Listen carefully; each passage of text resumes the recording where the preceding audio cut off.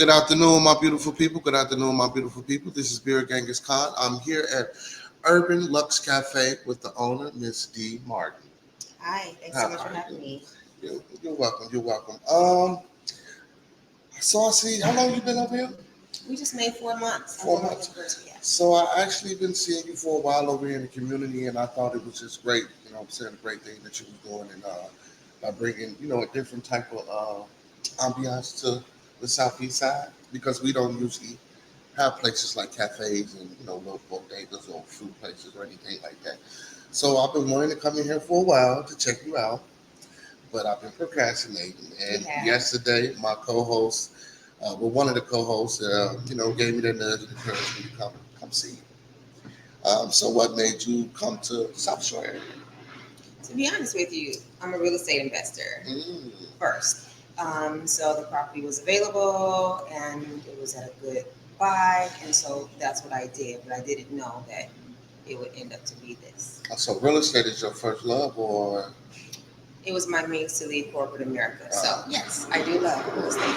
so what made you decide to open up a restaurant or So cafe?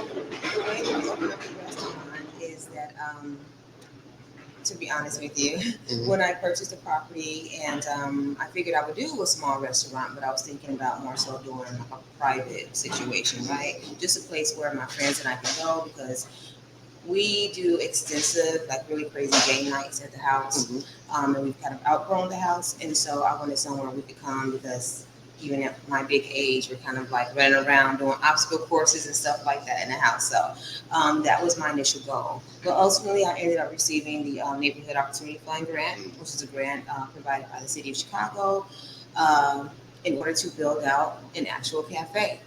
So instead of it being a private cafe situation, well, now we have city funds. I'm going to have to actually build a real cafe. Okay. But once we started building, the community started coming out in droves and saying, this is something that we really wanted. This is something that we need. Thank you for being here. We could really use this. And that's when, the actual alignment became obvious and clear to me. Oh, as far as a real estate developer, did you choose this land purposely? I mean, choose this area purposely, or did you just know someone in the neighborhood and felt that I could just put some over here to help them out, and you know. Well, both a little bit. So as an investor, no matter what the word may be about the East Side or 79th Street, I hold it near and dear. I was born in South Shore, as were my parents. My parents went to South Shore High School, and then as a young, they did. I'm going to talk about the helpline. And so as a young adult, I moved back over to the South Shore area. Like one of my first apartments was right on 77 in South Shore Drive because even at 16, when I got my first apartment, I knew that there was value in me having the lake as my backyard. She sounded a little rebellious, y'all. 16. Oh, well, I am. I did what I had to do. Okay. So this is pristine and prime real estate, no matter how people try to spend it. And I recognize that even as a 16-year-old girl, with my first apartment and certainly as a real estate investor. So most of my family, they do live over here, but that's not why I bought it. I bought it because as an investor, you buy low, you sell high. Yep. And so the price was good. And then the cherry on top is that it's in South Shore and the beach is right there. Are you kidding me? It makes sense to buy. Okay. So, what do you guys do inside of the Urban Lux Cafe besides sell food? Well, we do sell the most delicious food. Mm-hmm. We do sell the best ice cream in the tri-state area. And Is it homemade? It's not homemade. However, I spent over 8 months to find the best distributor because I wanted to provide an elevated ice cream product, not just ice cream for the sake of having it. And so you've had a chance to look around. You see, I kind of hold myself to a high standard. So the ice cream is no different. Very clean in here, by the way, y'all. Very clean, very beautifully decorated. Before we continue, what's the address? We're at 2911 East 79th Street here in Chicago, Illinois. Make sure y'all come check out at Urban Lux Cafe. So when I looked you up on your webpage, well, on Facebook, it says that you do different things on different nights. Absolutely. Yeah. So aside from the food, ice cream, and of course the multiple coffee recipes that we offer, it is important that we are great neighbors. I am such that the other businesses that I own. I am not for opening a business in a neighborhood and just making our money and then going home for the night. I try to give back. So what we're doing here is we have three platforms that we support. We support the arts, we support entrepreneurship, and community. And so if there's anyone that's showing up and they have a need that aligns with those three things that we support, that is what we do. But on our own, what we extend out is through the week we have nightly programming. So on Thursday nights, we have all talent open mic. And so we have multiple singers, rappers, we have readers of poetry, reciters of poetry and spoken word. We have people who may have written a book and they'll come and read an excerpt of their book. We have people come and do monologues, like portions of movies and shows they enjoy, dancers. And most certainly, very highly encouraging people who play instruments, right? To keep live music alive.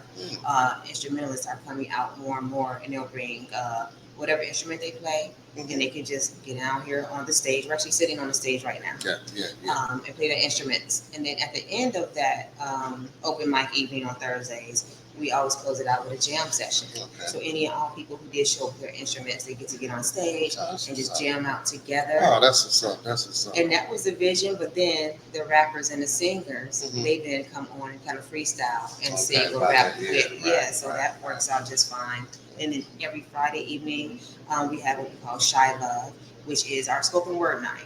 And we kind of made it more than spoken word because people who do poetry often do many other things because they're just really emoting and things like that. So it's mostly spoken word, but you'll likely to see djembe drums, people coming with drums, or other instruments and kind of incorporating that in their poetry. On that vibe, every night is a vibe, every vibe is different, but that night there is just, you walk in there just feeling something you certainly not feel. So besides the cafe, what other businesses do you have around?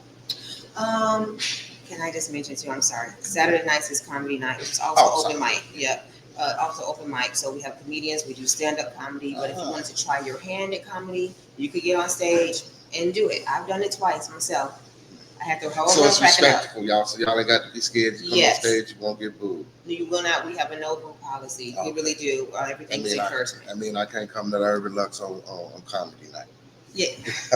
And then Saturday, which is very important, which is why I kind of wanted to mention it, is live music. And we actually have a band whose leader is a South Shore resident who reached out to us as a startup because we have no budget to hire a band. They come very costly. With this person, his name is Sykes, Robert Sykes. You know him? Yeah. So he lives in South Shore, and he donates his 7-piece band to us on Sunday evening. So the community is really coming together to make this happen. I was just going to ask, how is it going so far with getting to know people in the community and the frequent of the people that's in the surrounding community coming inside? What's the relationship like with the community? Because I know this area gets a lot of bad rep in the people and the young folks. So how has the community, have they been invited to you? Absolutely. The community is very inviting. As you can see, I was intentional about having big windows in the front. We actually redid the facade to make it bigger so that people on the outside can see inside and can see what we built for them. This is built for the South Shore community ultimately. And so they'll peer inside the window and they're like, giving us thumbs up, waving or saying thank you for having us here. The truth is, though, when it comes to patronage and actually using the resources, if I had to guess, I've not done a scientific study, I would say less than 2% of the people that come here are from the South Shore area, which is very shocking. I would agree with that because I used to work at the Culture Center, and a lot of those people stay right across the street, and a lot of us, we tend not to even go where we live to shop, eat, have recreation and things like that. And I hope that that's something that we can get out of. Most of our patronage to come in, and I know you come here during the day, but at night, if you see any of our social media, it gets really lively.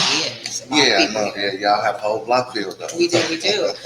But most of these people are from northern and western suburbs like Aurora, Naperville, and if they are from the city, they're like a little west of here, Chatham and West. We get people from Wisconsin, and people come down from New York. So we get a lot of people in Maryland, but not too many right from here. Although this is what our desire So is. why do you think no one from the community actually comes in? I feel like a lot of people, some people are saying, I drive past here every day and I didn't know you were there. And at first I was like, that doesn't make sense. How is that? But now what I'm realizing is, and it kind of saddens me,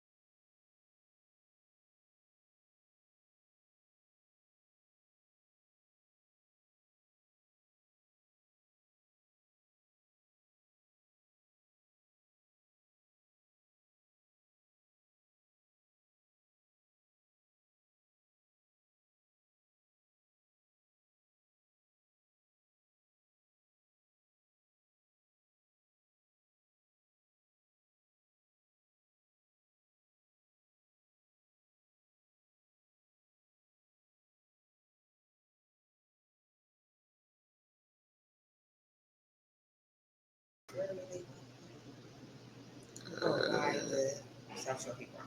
Mm-hmm.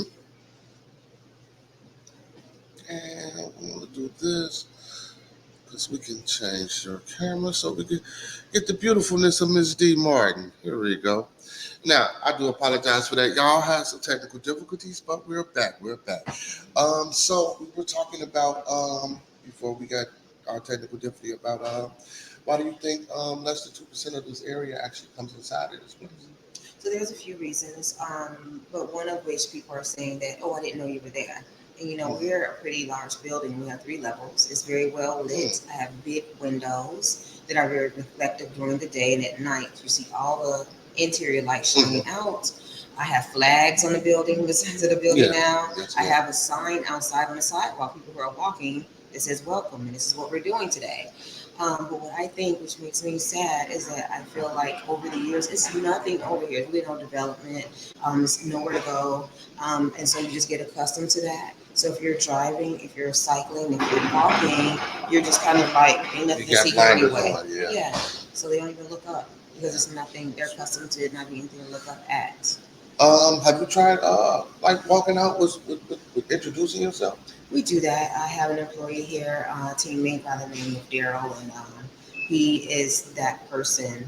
He takes the initiative and he'll go out. So do we go out with like maybe some little sandwiches and say, "Oh, this is what we've not done that." He'll go out with. Try that. That might, your there's some people who just love food, but that doesn't mean that they'll, be a customer. But he does go out with litter. You know what I mean? They'll take samples and that. But he goes out with literature, our flyer that shows this is what we do, this is who we are, and he has a conversation with them. He engages with people, and whenever he goes out, he comes back in with a crowd of people. He's that good. He'll come in with a crowd of people, and they'll dine here.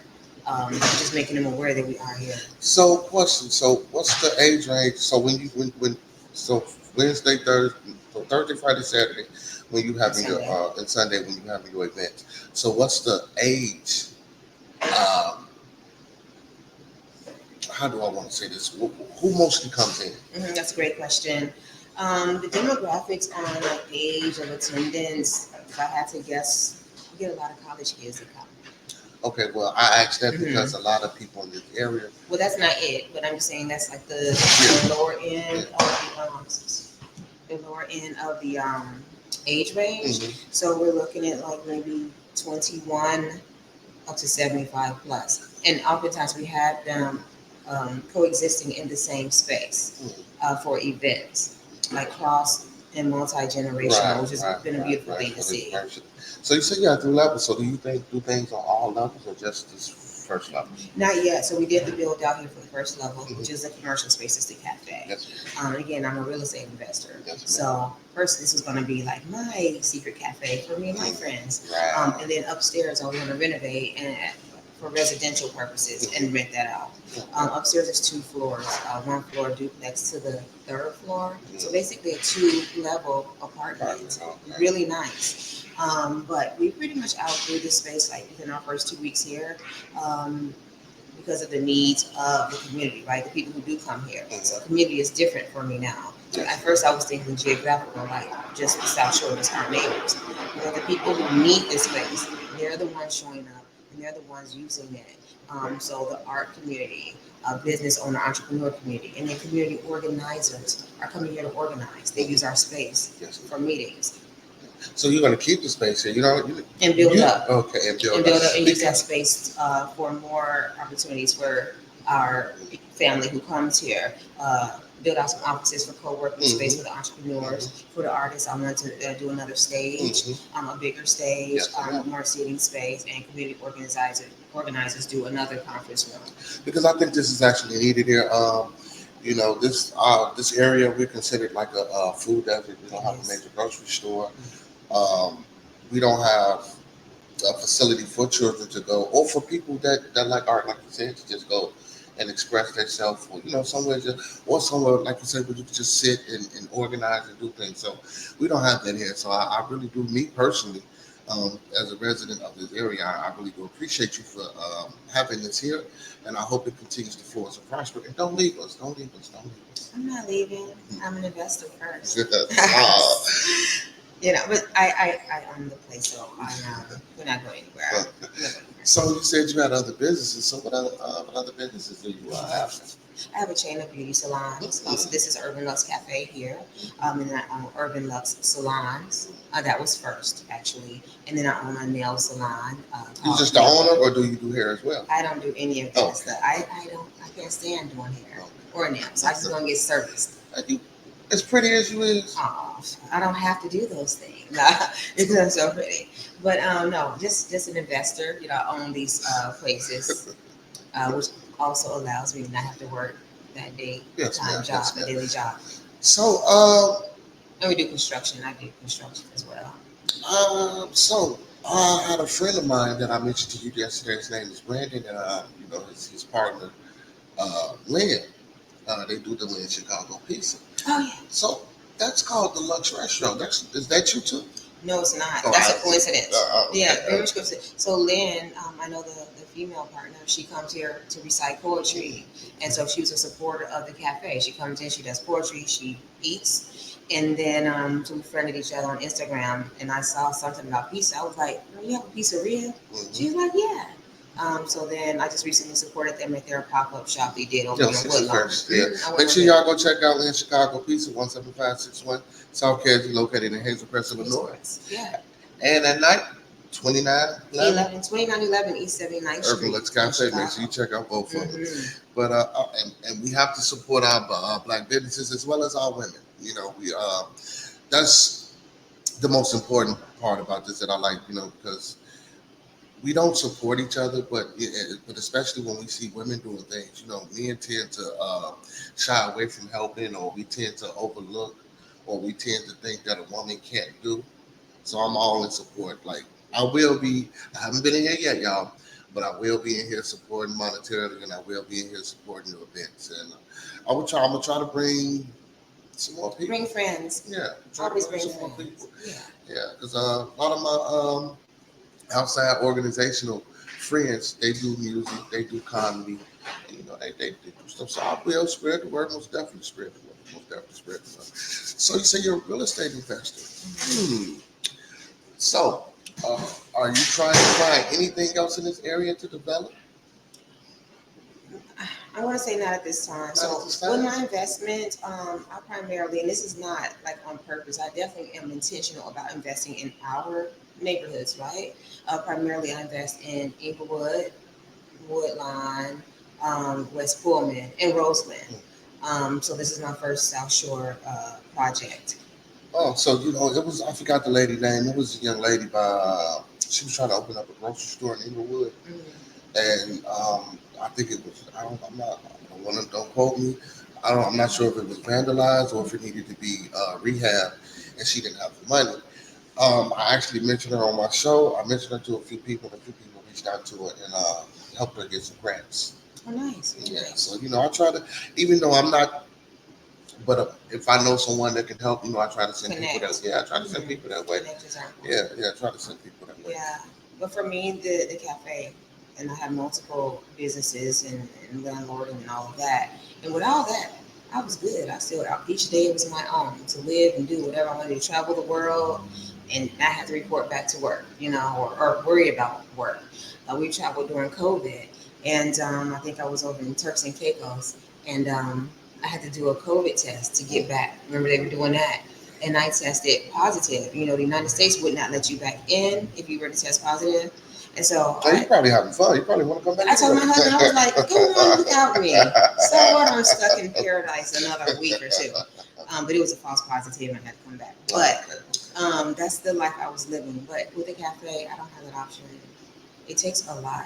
Not even just on the restaurant. Oh, you run a restaurant, it's busy. People say that. But it's the people and their needs, Yes. and showing up for those needs. And it's not just, oh, we need a stage.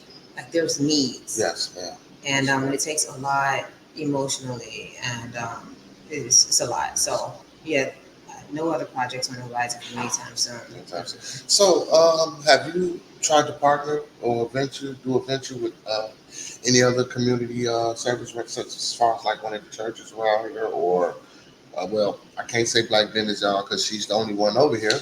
But we consider the church Black business. Is it a business? I'm sorry. You know what? I apologize, y'all. I apologize. That's a great question. That was my intention coming in. I have a big church right here, and then right here, this one, and also Labor of Love. So that was my intention. But being very hands-on with the cafe, I personally have not had the ability to go out yet and make those connections. They've not reached out to us either. And we're right here. And you've seen the space. We have meeting space. We're open on Sundays. This would be a great place to come and not only eat but convene and fellowship, off site. So they've not reached out. I am very interested in doing so. The churches can be kind of funny sometimes where you don't know their hours, like when they're reachable. If you show up on any given day, the doors are closed, they're locked. So. Well, so when I came to ask you, could I do the interview? I told you that I was trying to throw you into that.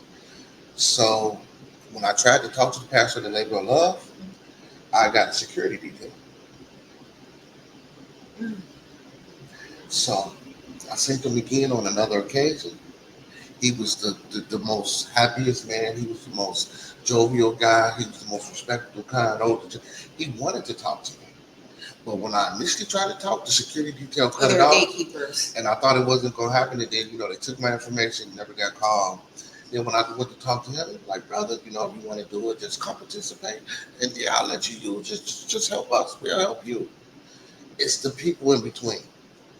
So he, especially with Labor, I can only speak of Labor of Love. Right. I did try all other surrounding churches. They wouldn't talk to me.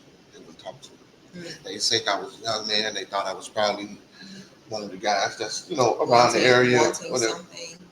Wanted something. But even though I was very detailed and descriptive about the event that I was trying to go, this was the first time community organizing thing that I was trying to do for the community. They looked at me, told me they didn't want to help me, told me they couldn't help me. Labor of Love, when I got past this detail, you have to, if you want to do something with him, you have to try to see when he's outside doing his lawn care. because he actually stays in the house next to the church. Okay. So if you see him outside, Or you can make a warm introduction. oh yes, ma'am, I could do Introduce that. I us. could do that. Yes, ma'am, I Yeah. could do that. That'd be great. Yeah, so he will work with you, but when you got to go through the gatekeepers, not to And that's stop why you, many but businesses yeah, and organizations, it's the gatekeeping, yeah. So which I get it sometimes, right? Because even just a little bit, not gatekeeping in a malicious way, mhm. but for me, even just this one business. I met you guys yesterday because what? Because you popped up. I Yes, was ma'am. like, hey, Yes, ma'am. I get that all day long, every single day. People just pop up me one on the spot meetings with me, and so I can't get my work done because people just on the spot. You know, I just need a minute of your time, and then it's 30 minutes, it's an hour, and something else, and you got two people waiting. Yes, ma'am. You know what I mean? Yes. So you have gatekeepers, and I have some people.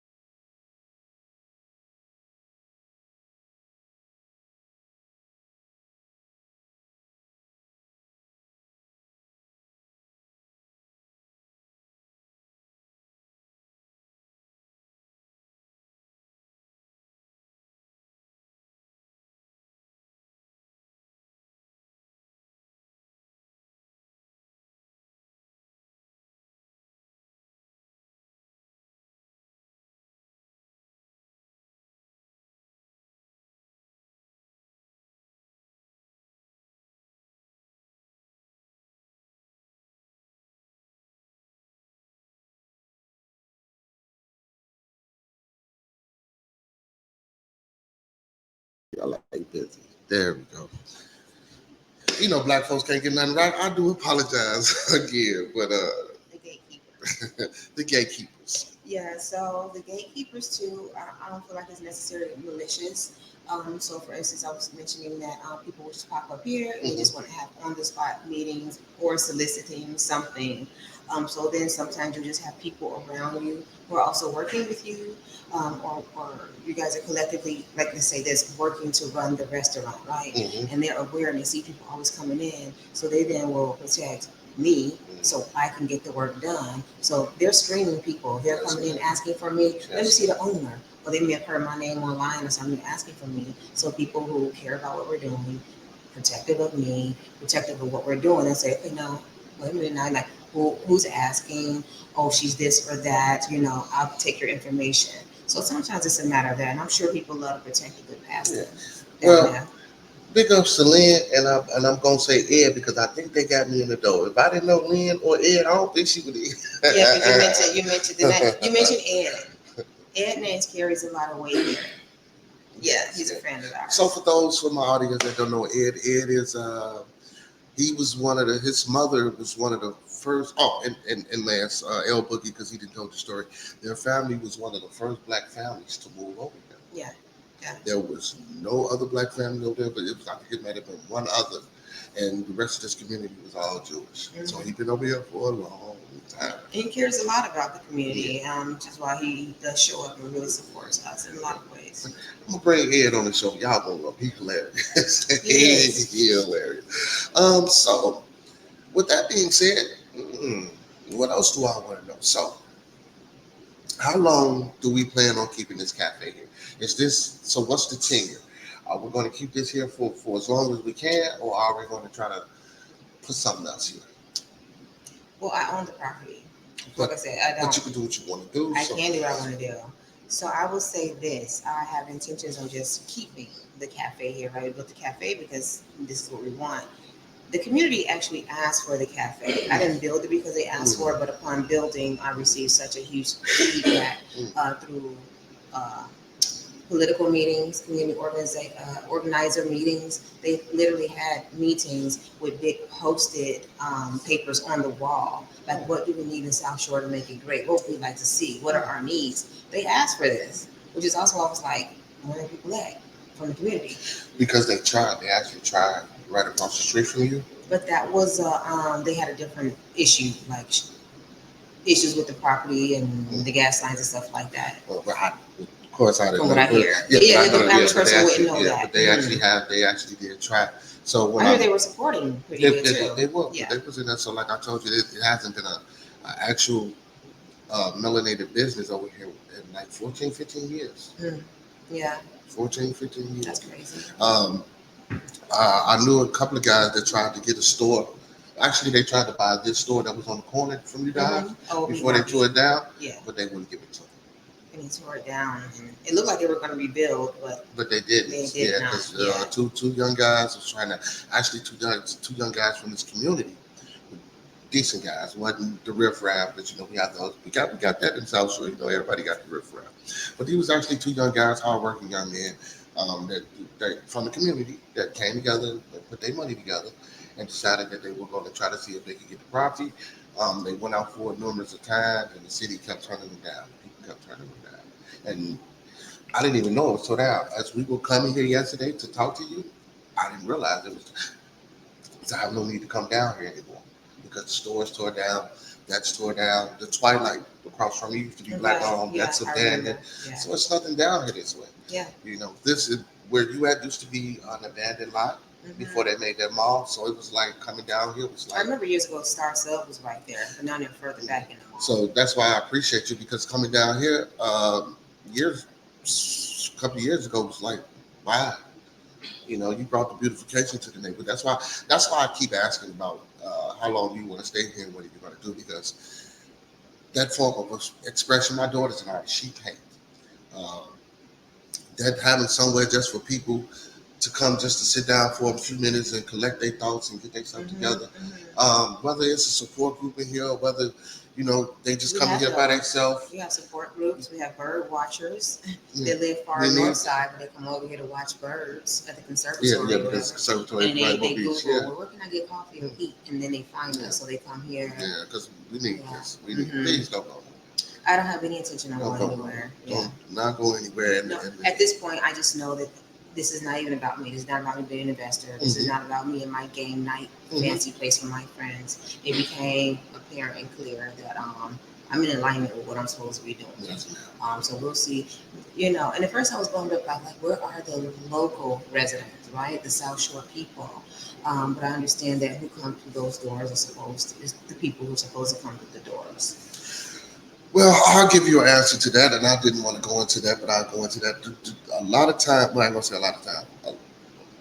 The biggest reason why you don't have, in my opinion, the participation is because of the youth in this area. You know, not so far from you, behind you. That block isn't the best block. A lot of things with the youth and grown, I'm going to say grown men as well. The clashing, the back and forth with the violence, the back and forth with the shooting. It's just, it ran a lot of people off. A lot of people moved from the neighborhood, or the people that probably would come in here and frequent the neighborhood, like the younger generation. They still remember those things, right? So yeah, either they unalive,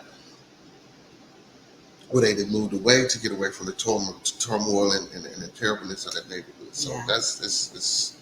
that's one of your biggest issues. Mhm. So and then it's a lot of older crowd. So once you get past the youth, then it's a lot of older. There's no middle over here. Either you're young or you're either old. Well, the middle is here, and we talk about the socioeconomics, impact. There's a lot of wealthy people who live here in the South Shore. Mhm. There's a lot of people who work for the city or they work for the university that's not too far from here. They're teachers and they're civil servants and they do very well. But because of the past, right, they stay in their homes, they commute to work and commute outside of the neighborhood to where they shop, eat, drink, fellowship. So they aren't even aware or don't even think that they can have something nice where they live. They just live here. And so that's something that we are working through. Yeah, we're working through As it. people are becoming more aware, they're coming. Yeah. It's starting to improve the local residents, but we get a full house every day for people who are aware of what the neighborhood was.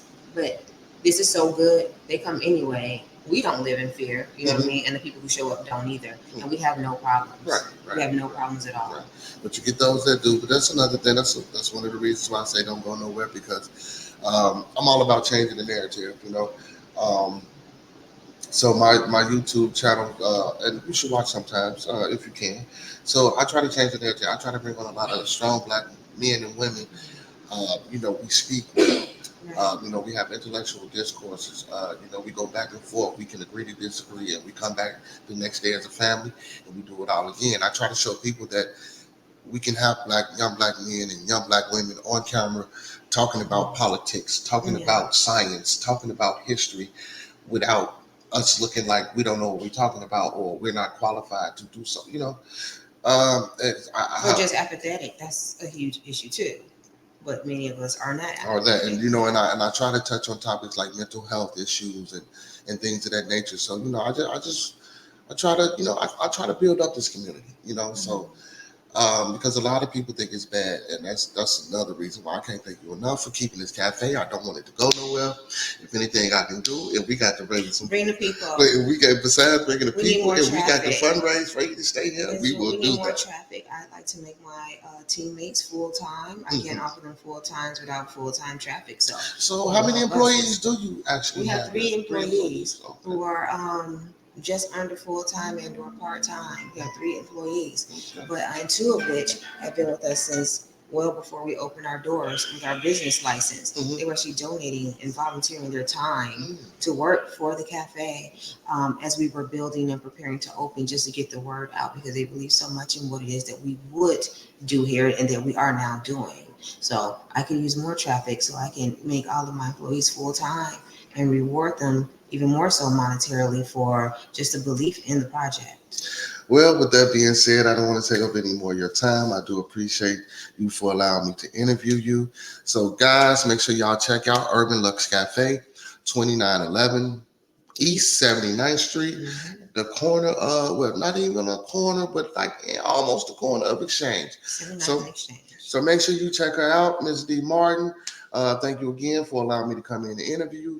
And make sure you guys check out Bearded Conversation every Monday through Thursday, 9 to 11, 9 p.m. Central Time for more great content. Thank you and goodbye. Bye. Bye-bye. And recording.